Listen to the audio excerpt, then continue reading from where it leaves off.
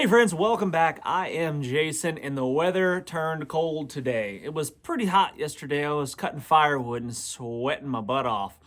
But today, for some reason, it has decided to turn cold on us and I got the puffy out and I'm trying to get cozy. And it is reminding me of the absolute necessary need, whatever. It's important to have a reliable source of flame when you're heading off into a wild place. If you're a day hiker, a hunter, a fisherman, whatever, it doesn't really matter. But as the weather starts to turn cold, fire becomes extremely important.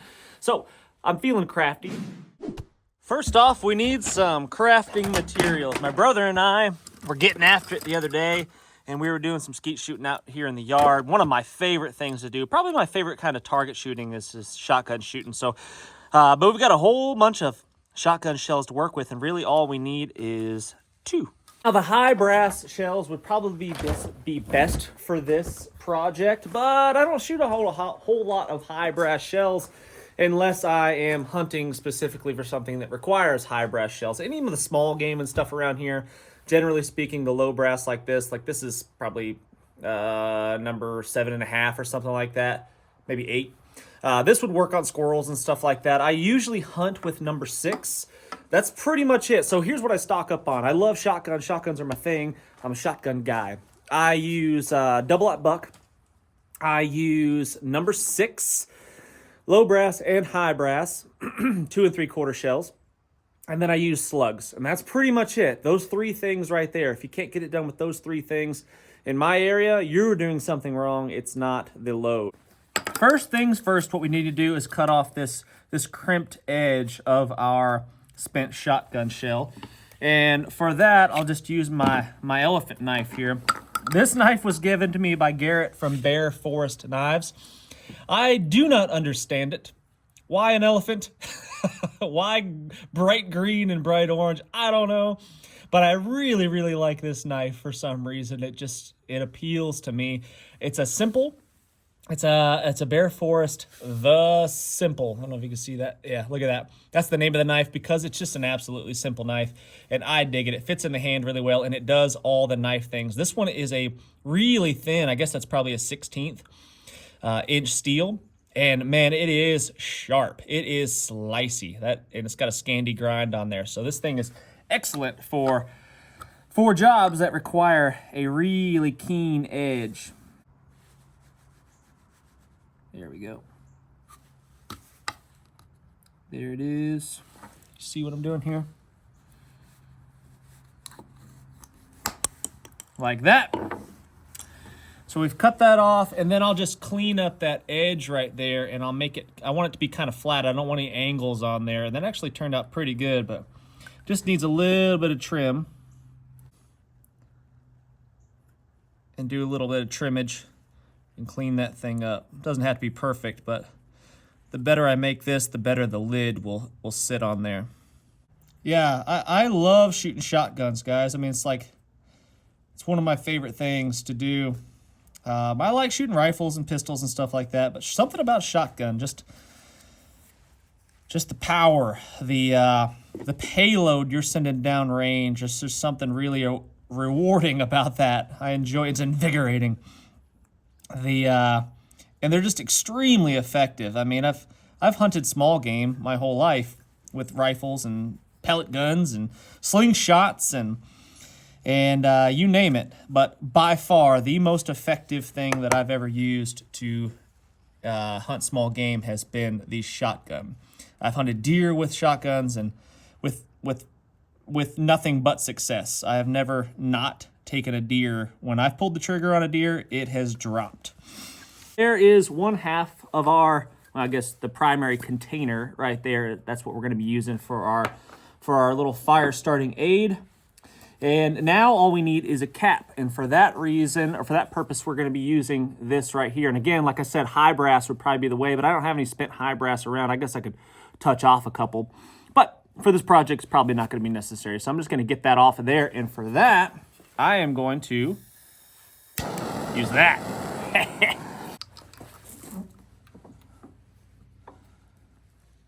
Probably work. Just kind of catching it on the rim of the shell right there. And then I'm going to heat this up, and I should be able to pull that out of there pretty easily.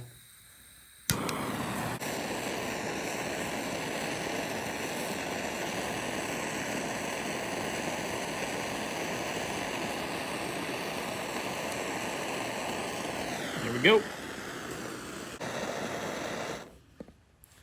I'm going to be smart and not touch that while it's scalding hot.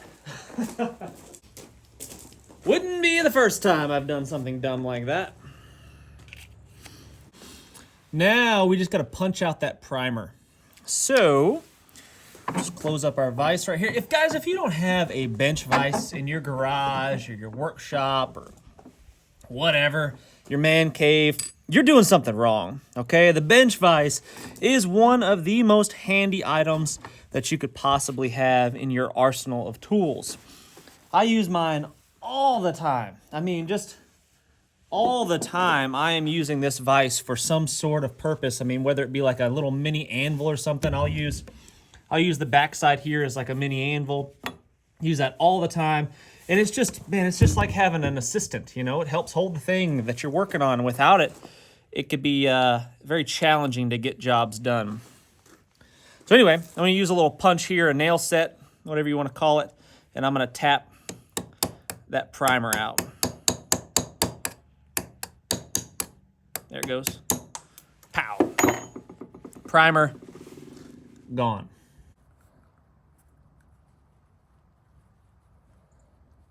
There we go. So now what we're working with is a small little container right there that's fairly watertight. Obviously, there's a hole in the top. But to be honest with you, it won't really matter because what we're going to do to it next and the stuff that we're going to put in there is fairly water resistant anyway. So, I mean, unless you're, swimming with it, it's not going to be an issue. I mean, you could put anything and everything in a little container like this. If I'd have left the primer in there, it would have been fairly watertight.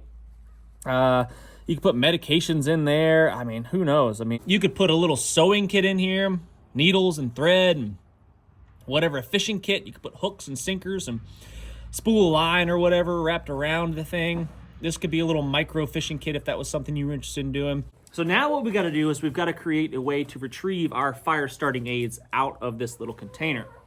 And for that, we're just going to use a little bit of paracord, and we're going to double it over like this. And our fire starting aids, our Vaseline and cotton balls, which we'll get into here in a second, is going to rest inside of this little loop right here. And that is going to allow us to pull it out of the container, and we'll have a little Pez dispenser of fire starters, essentially. So what we've got to do is just get this cut it approximately to the right length. So just a real simple overhand knot like that. And then we'll just kind of measure that out. That's a little bit too long. So I'll just take a little bit of slack out of there, like so.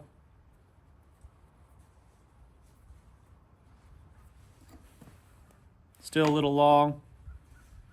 And I just keep pushing the loop up shorter and shorter, moving that knot down closer and closer until I get it where it needs to be. That's pretty dang close right there. So that's probably what we need right there. Like so. Melt the ends just a bit, keep it from fraying on us.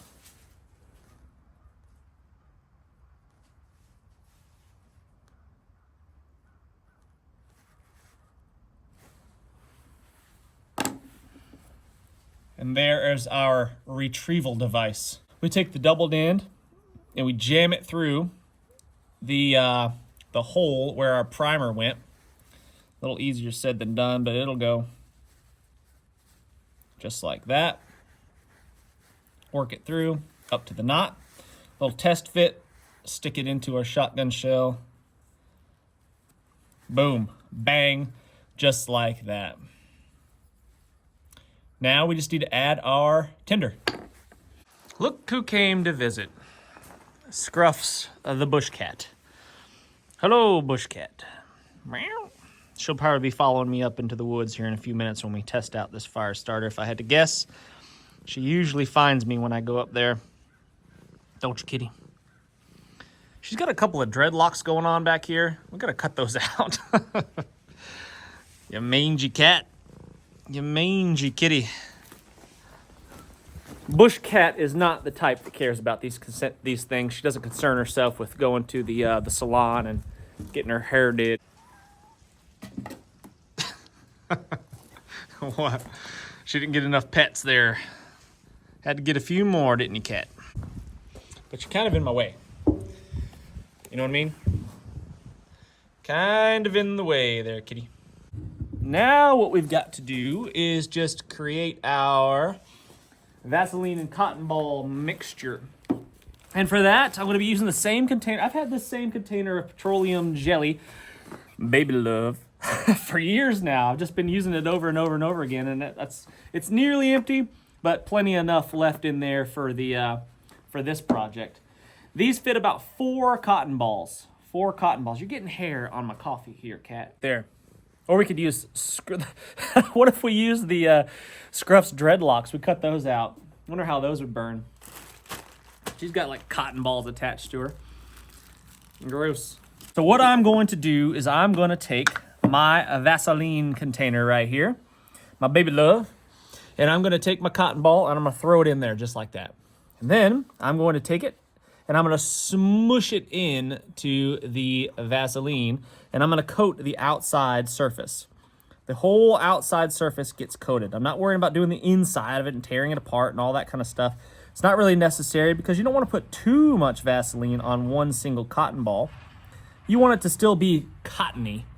Otherwise, it won't take a spark very well. So I just coat the outside like that. And then I kind of just waller it around like that into a ball. And that, the entire outside of this cotton ball is completely coated, saturated with the Vaseline. And that is going to work just fine. So there's one, and I'm going to do exactly the same thing to the other 3. And then we'll be ready to load this shotgun shell back up with its new ammo, with its new payload. Little different purpose, but still dang effective. Boom. There we go. Doesn't take much Vaseline. I'm not putting a ton on each one of these. Like I said, I still want it to be cottony. I don't want it to be just this blob of Vaseline. That one's a little bit dry. Put a little bit more. Just want to make sure the whole outside has got a coat on it.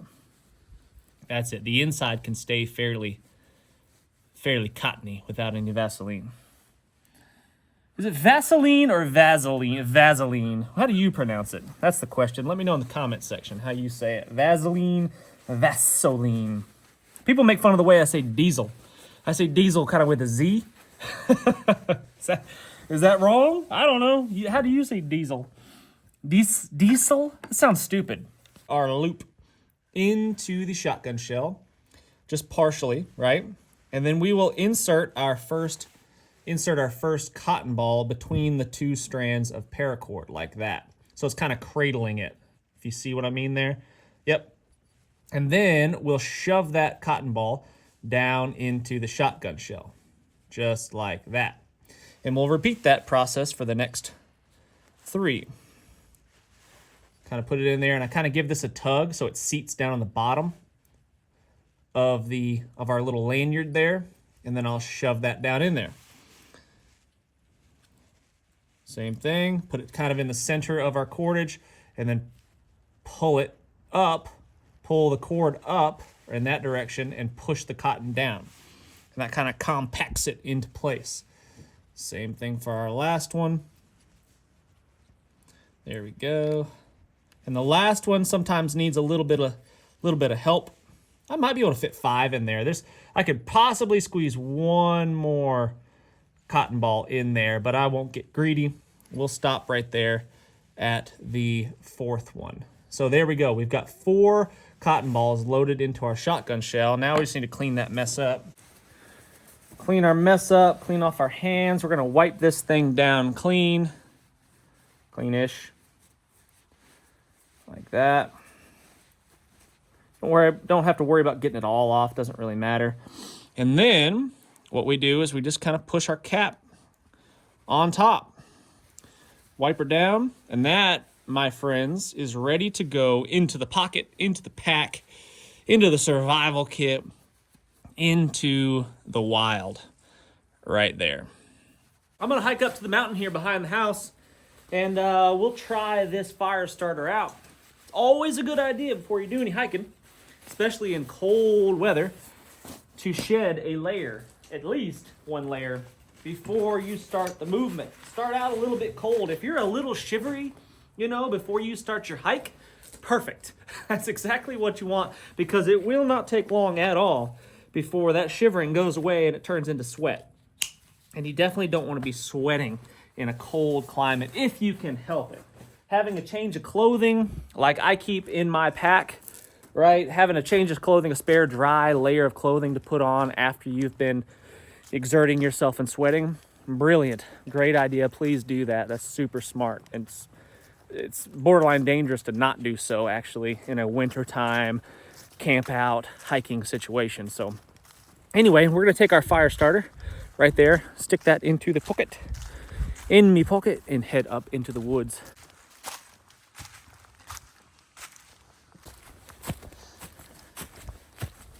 Update on my boots. These are my gym green boots right there. They're kind of a barefoot, really minimalist type boot. There's no really any man-made materials on them at all. It's all leather, 100%, minus the rubber sole right there. But no liners, no Gore-Tex, none of that stuff. So far, so good. I'm really liking them. I'll continue to update you. I'm not sold 100% yet, but I'll keep you in the loop. I've always had a hard time finding good boots. This is as good a spot as any right here, mostly because I've got tons of kindling right here ready to rock. This is a eastern hemlock, and these tiny dead branches right here, these little tiny twigs, are the absolute perfect kindling. To clean my fire pits like a dog. Give it one of these, like you're covering up your poop.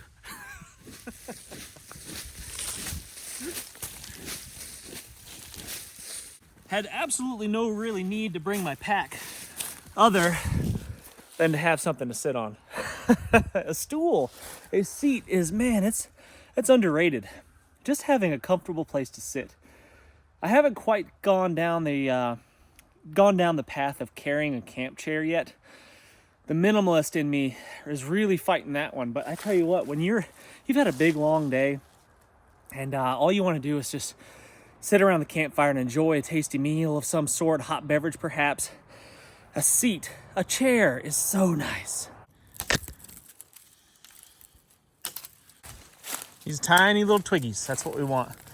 Typically I'll just break off the branches, break off big branches, and I'll bundle them all up, and then I'll process it down a little bit more if necessary. So this is what a typical bundle of twigs of kindling would look like for me to start my fire.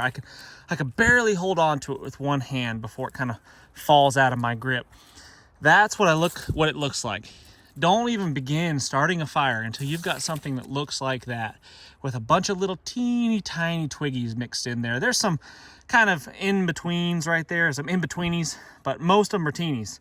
And that is what I want to see right there before I even begin to start my fire. I'll start collecting a little bit bigger fuel, you know, some thumb-sized pieces of wood like that right there.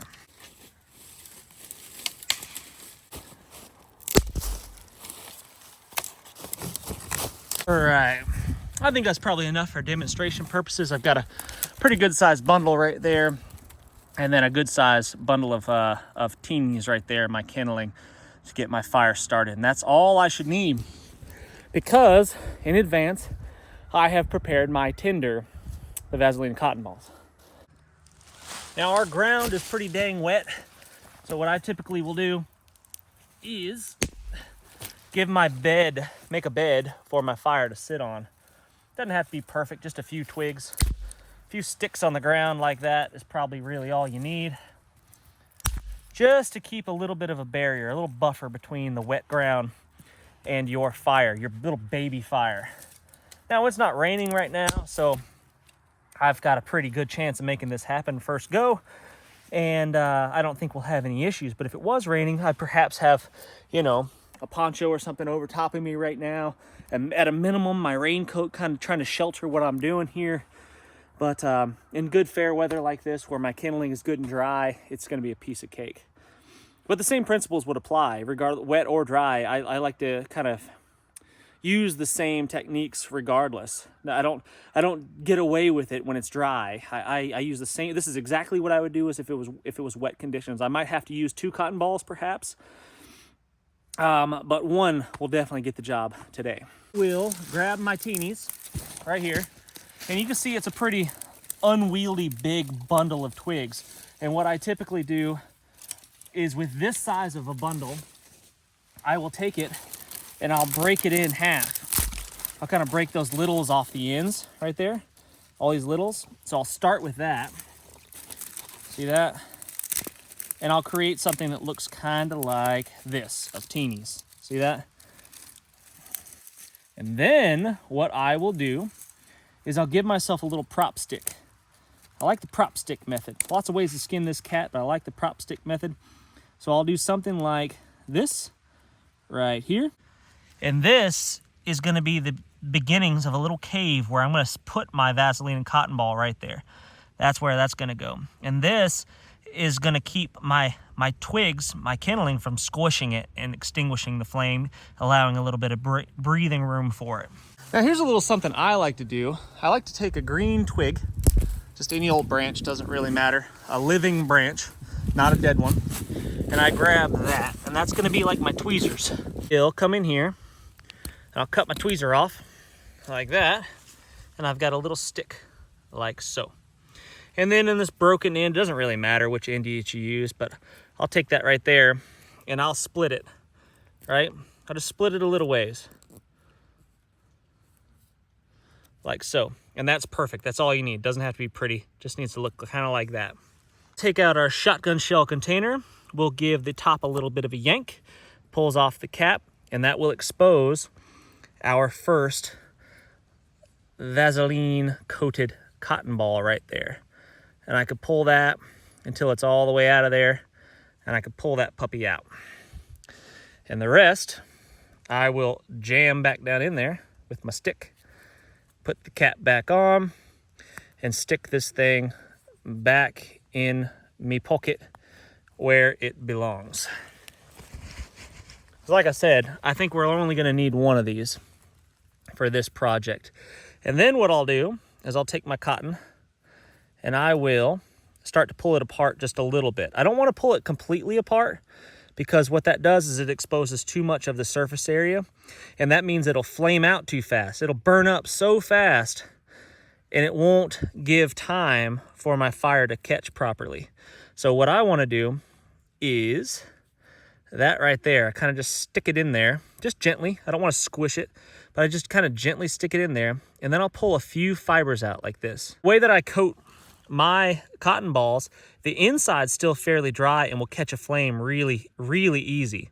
The outside is the part that's soaked with the Vaseline.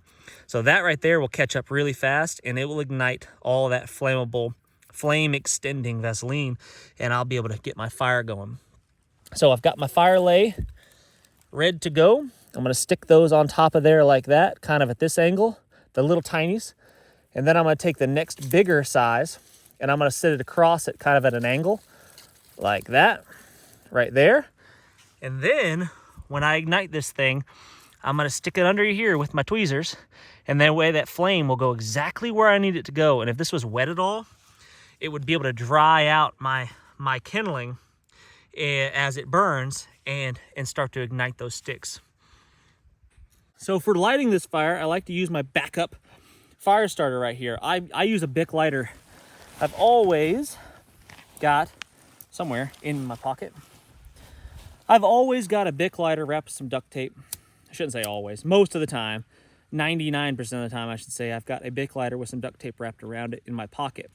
So I can get myself a fire going pretty much no matter what. But I like to have, just in case, just in case my lighter's broken or I don't have my pack with an extra lighter in it, I've always got this thing on right here. And again, I say always, most of the time I'm wearing this Wazoo fire starting necklace right here, Wazoo Spark, around my neck. And this is plenty to get your Vaseline coated cotton ball lit up. Down close to my cotton.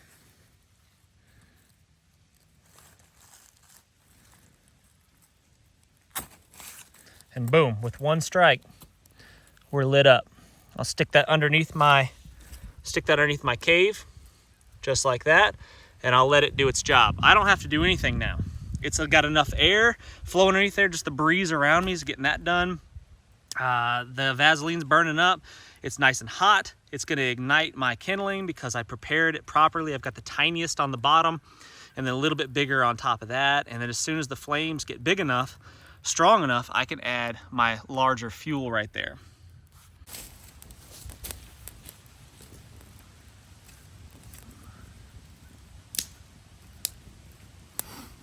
Tell you what, the cold weather, cooler weather, it's not cold, cooler weather really makes you appreciate fire a bit more.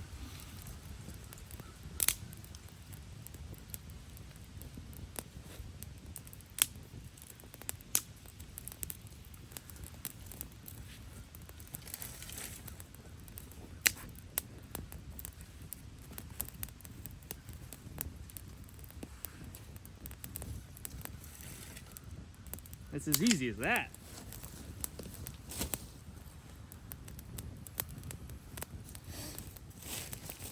Now you can go out and buy a lot of fire starters, right? Similar to what I just made. You can buy some really good ones. I mean, there's a lot of good stuff out on the market. But I enjoy making my own gear and taking it out into wild places and putting it to the test. And I don't know, it seems like I appreciate the gear more when I've spent time preparing it and working on it and crafting it.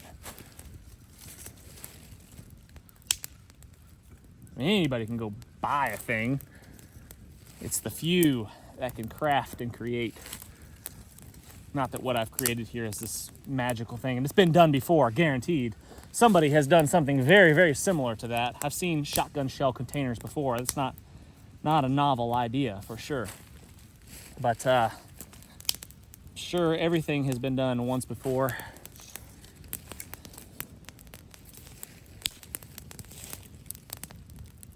This little fire going now. We're cooking. Yeah, what is it about fire that's so amusing, appealing? It's funny, a little girl that watches my videos, her dad is a friend of mine, and she always wants to know if I'm making another fire in the next video, you know. Apparently she thinks that's pretty much all I do, which is, I mean, I do make a lot of fires in my videos, but it's just funny. Something about making a fire primal, right? It's in our DNA. I guess ever since the beginning, you know, human beings, since laid eyes on fire, we were fascinated by it, and eventually we came to be able to control it and then create it, right? And we take it for granted now. We take a lot of this stuff for granted, and that it's just there, you know, or we don't even need fire for the most part. If you live in a city, you know, and you got climate controlled heat and all that stuff, you don't have the need for fire like this kind of flame, this kind of fire.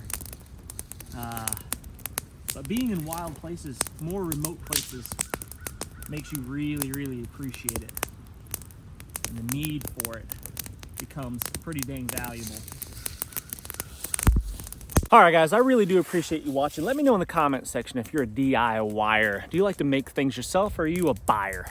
A DIYer or a buyer? Let me know what your preference is. I really do appreciate you watching. Please hit the thumbs up. I'd be really grateful for that. Subscribe if you haven't done so already, or at least think about it. You know, mull it over, consider it. Share, always appreciate the shares. Really grateful for each and every single one of those. And until next time, friends, what's the worst that could happen? Let's just go on 3. I might be being stalked right now, I'm not sure. She's either napping or lying in wait for me to pass by before she pounces.